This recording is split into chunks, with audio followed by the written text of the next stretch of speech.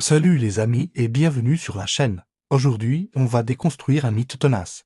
Celui qui nous murmure qu'il faut toujours en faire plus pour réussir, plus d'heures, plus d'efforts, plus de sacrifices. On est bombardé de messages sur la culture du 000. Cette course effrénée ou s'arrêter. C'était échoué. Mais si je vous disais que cette mentalité est non seulement fausse, mais qu'elle est aussi le chemin le plus court vers l'épuisement et la stagnation, et si la véritable clé de la productivité, de la créativité et du succès durable se trouvait exactement à l'opposé.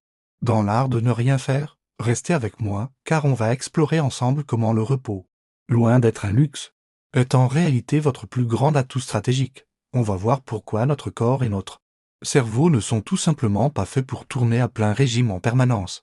Pensez à votre cerveau comme un muscle de haute performance. Quand vous faites du sport, est-ce que vous enchaînez les séances sans jamais vous reposer? Bien sûr que non. Vous savez que les muscles ont besoin de temps pour se réparer et se renforcer.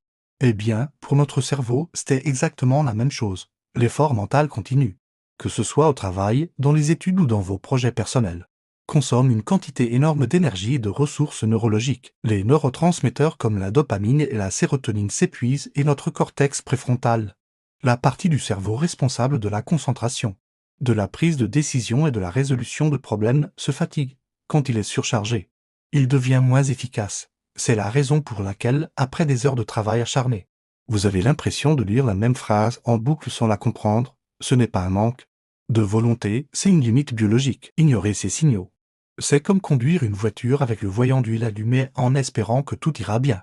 Le résultat est prévisible, le burn-out, la baisse de créativité et une productivité en chute libre. C'est là qu'intervient le concept révolutionnaire du repos productif. Alors, attention, quand je parle de repos, je ne parle pas seulement de dormir 8 heures par nuit, même si c'est absolument crucial. Le repos productif, c'est une approche active et intentionnelle qui vise à recharger différentes batteries mentales et physiques tout au long de la journée et de la semaine. Il existe plusieurs types de repos. Il y a le repos mental, qui consiste à calmer votre esprit réactif, le repos sensoriel, qui vous soulage de la surstimulation des écrans et du bruit constant, le repos créatif, qui nourrit votre inspiration en vous exposant à la beauté, à l'art ou à la nature. Il y a aussi le repos émotionnel, social, spirituel et physique. L'idée, c'est que le travail intense et le repos de qualité ne sont pas des ennemis, mais les deux faces d'une même pièce. Ils forment un cycle. Une période d'effort intense doit être suivie d'une période de récupération stratégique pour que le cycle suivant soit encore plus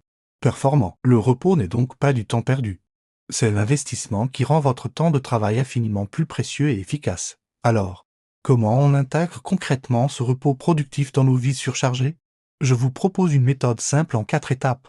Premièrement, on le dit, prenez une feuille et identifiez les activités qui vous drainent et celles qui vous ressourcent. Soyez honnête. Passez 1 heure sur les réseaux sociaux.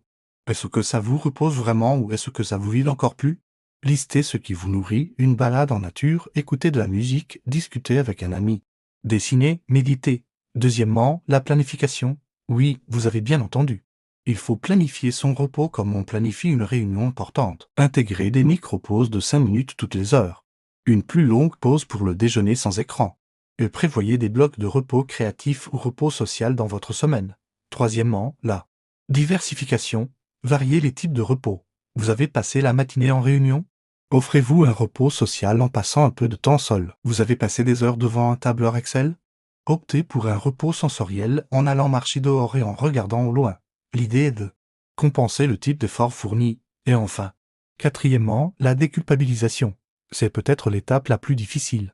Vous devez vous donner la permission de vous reposer. Comprenez et intégrez profondément que s'arrêter n'est pas de la paresse, c'est une stratégie intelligente. Prenons des exemples concrets pour que ce soit plus parlant. Imaginez un développeur qui code pendant des heures. Au lieu de pousser jusqu'à l'épuisement, il pourrait appliquer la technique Pomodoro, 25 minutes de travail intense, suivi de 5 minutes de repos actif.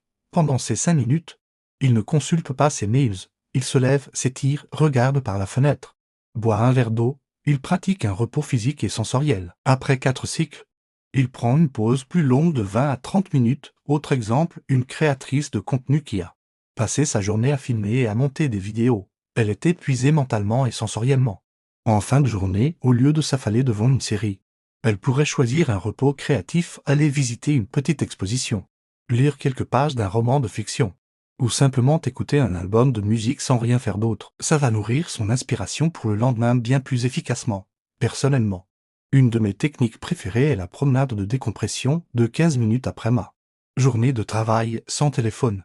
Ça m'aide à faire une coupure nette entre le pro et le perso, à calmer mon esprit et à revenir à la maison beaucoup plus présent et détendu.